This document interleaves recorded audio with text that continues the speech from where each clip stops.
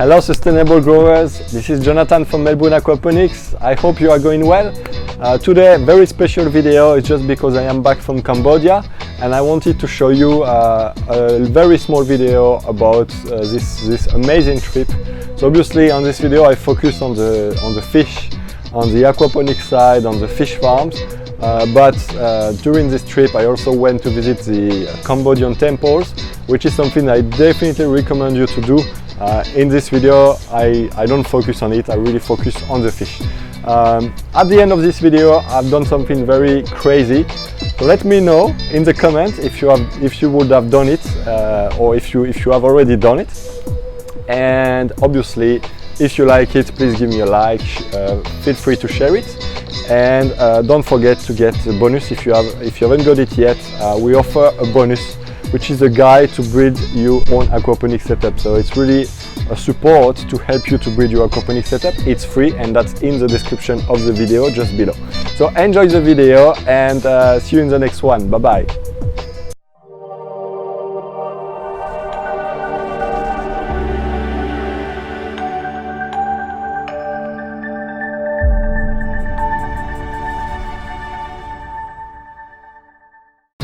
So when we arrived into the fish market, the thing that surprised me the most is the fact that the fish are dying on the shelf. They are basically alive and obviously without oxygen, without water, they are dying slowly. So it's quite sad to see. We also saw some live fish and live prawns, such as those freshwater prawns. They are really nice to see. It's a very fresh product, obviously, because it's still alive. So this one, for example, is a freshwater prawn that you can grow in freshwater. So in aquaponics it's definitely possible to grow some really exceptional product to eat. So here the local was offering me a few of them and I was trying to see the size of the animals and which one was the male and the females. Here we have what we call snakehead fish. So this kind of fish can breathe outside of the water, so it's gonna stay alive for a very long time on this table. And here we have a catfish. So you know there are plenty of different kinds of catfish in the world, and most of them are really well adapted to aquaponics, and the flesh is quite good actually. Here it's my partner with a huge stingray, so I thought it was a nice picture to take. Here I have crayfish in the hand. So they are selling the crayfish alive, but in most parts of the world we can find crayfish on the market, so nothing really exceptional here. Here now I am with some tilapia. So they sell the tilapia alive in some tanks, so you can select the fish that you want. So you can see here that we have the white pink tilapia. So it's a very nice variety, very nice solid fish with a lot of flesh, and it's an excellent fish to grow in aquaponics if you live in a tropical country where the water stays above 23 degrees Celsius.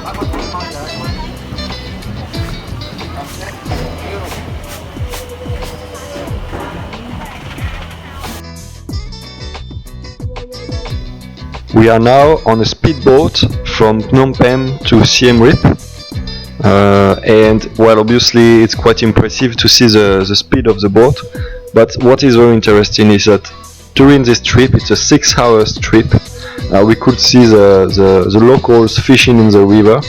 Obviously we saw a lot of nets around, so this river is overfished really. If you are a fish, you have no chance to survive on this river, and that's very unfortunate for the locals because they are overfishing the resource, and obviously the fish are becoming harder and harder to find. So yeah, on this trip I could see a lot of local fishing, but I could also see a lot of little houses on the side of the river. So I think it's quite interesting to see the way local are living in contact with nature, and I imagine a few years ago it would have been a very nice place to live. Unfortunately nowadays, because there are no fish anymore, there is obviously a lot of pollution, but also as I just said, it's overfished. It's quite sad.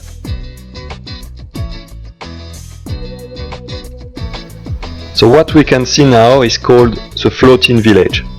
So all those people are living on small houses that are floating on the top of the water. So this village is really linked to the fishing resources. And now that the fish are becoming harder to find, the village is quite poor, and that's very sad to see.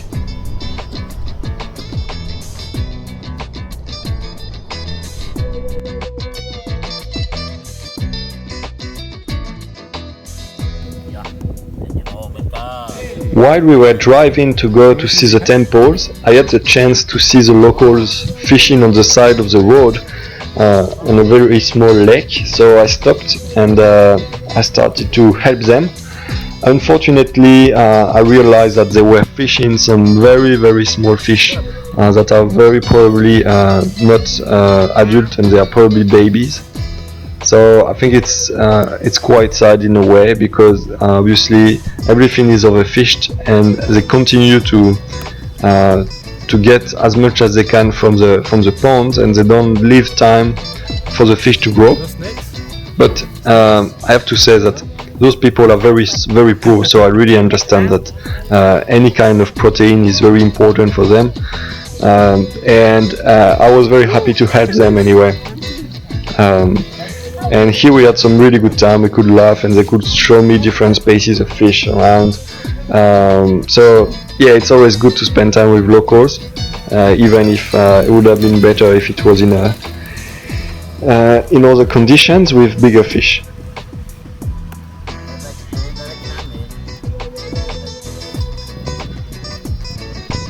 Here this guy just got a snakehead fish, which is a really nice fish but can grow really big, and here it's very small and still keep it, obviously I understand, but it's sad to see.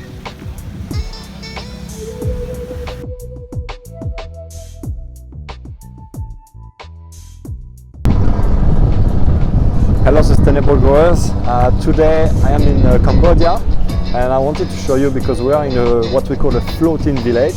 So this is a place where all the houses are floating on top of the water. We are in this huge lake, very close to the Mekong River. And basically here, those people are living on those houses, on floating houses, and they go fishing in the lake, but they also got their own farms. And here behind me, there are a few cages of Basa, which is a fish that can live in very poor conditions. And that can survive without too much oxygen. So I'm going to try to show you a few of those Basa fish that you can definitely grow in aquaponics. And they also got a crocodile farm, which is quite interesting. So that's both of those things that I want to show you today. Here I am feeding some Basa on a floating pallet, probably 5 to 7 millimeters. We can see that the fish are coming to the surface, but the water is so dirty that the fish can't even see where the pellets are. The conditions are very poor. That's the water of the lake, so there is not much the farmer can do about it. And actually those kind of fish, the Basa, they can live in very poor conditions, so they don't really mind about whatever the color of the water is. They don't need a lot of oxygen, they can survive in extreme conditions, and that's why this kind of fish is grown everywhere in Asia and around the world. So that's basically the kind of fish you get if you get some nice Basa fillet, or what we call in Europe we call the panga.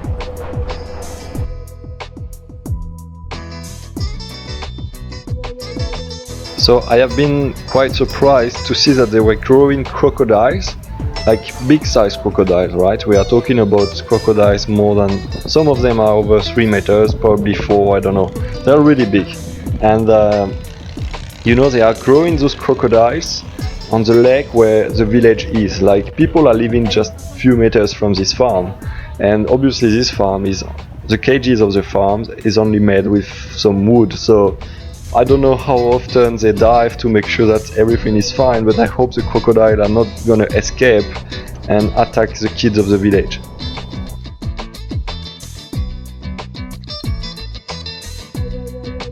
The Cambodian temples are really amazing and I really recommend anyone to see them.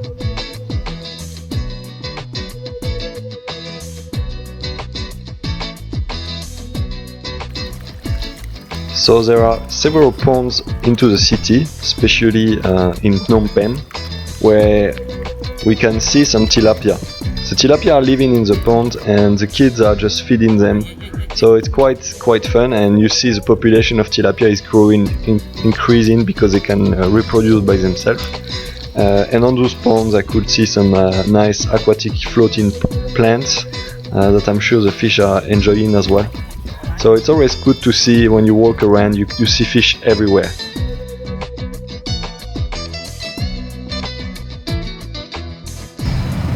I have been very surprised or even shocked to see how they transport live chicken on a motorbike. I imagine it's very uncomfortable for the chicken.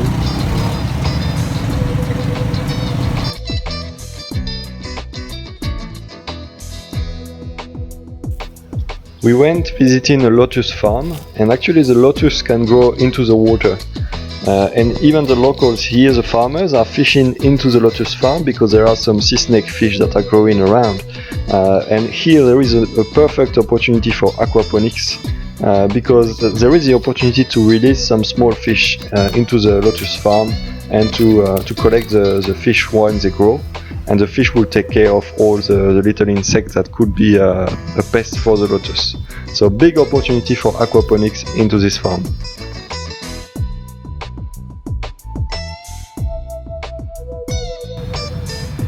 So in the restaurants we could see some different tanks and we could see the fish. So here we can see some nice tilapia with other kinds of fish.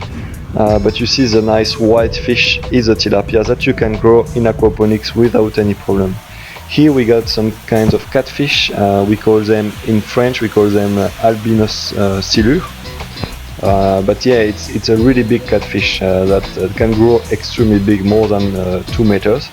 And this fish is extremely good. The flesh is very tender, very soft. So very nice fish to grow in aquaponics as well.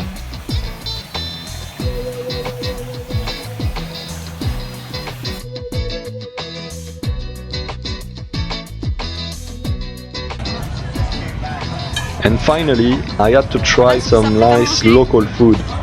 So here I tried some scorpions and a tarantula, which is a really big spider. So the scorpion was not so good. I mean the legs were okay, but the body was not so good. The tarantula, surprisingly, I quite enjoyed it. It was okay, you know. It had this kind of crab meat flavor, so it's not so bad. The big body was the worst part because of my culture. I was a bit disgusted to eat that. But anyway, I tried, you know, so that's exactly what I'm doing now, the body, and it's not so bad actually. So really, I've been quite positively surprised by this product, and that was the kind of exotic side of the of the visit to Cambodia.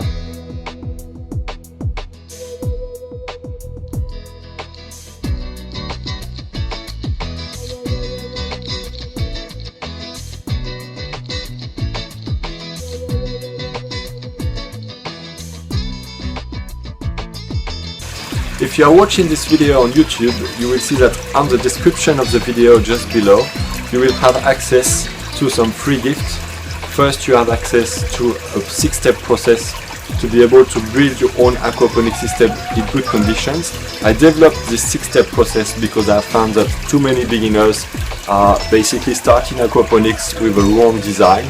So if you want to build your own aquaponics setup, please just follow this 6-step process. It's completely free, right? I really designed it to help you to build your setup in good conditions and therefore to succeed in aquaponics. The second gift is for people who already have aquaponics. A very common problem we have in aquaponics is that we got the leaves of the vegetables that are turning yellow, and the reason why is because basically in aquaponics we sometimes need to add some minerals, otherwise the vegetables have some deficiencies. So if you have this problem, I made a special video about it as well, and you can have access to it in the description of the video. It's the free bonus video. If you are very interested into aquaponics, you can also have access to a webinar, a free webinar specific to aquaponics. I deliver a lot of information. Finally, you are probably aware that I wrote a digital aquaponics manual called The Art of Aquaponics, and you can have access to a free excerpt of this aquaponics manual where I add a lot of value and I give you a lot of my knowledge about aquaponics. So don't forget that you can have access to those 4 gifts on the description of the video, and I'm sure they're going to help you to develop your aquaponics setup and to produce your own sustainable and healthy food in good conditions. Bye bye. Thank you so much for watching the video. I really hope you enjoyed it. Don't forget to get your free gift from this screen. You can also leave me a comment below the video, subscribe to the channel and see my last video. I really hope to see you soon, and I wish you a fantastic success with aquaponics. Have a good crop!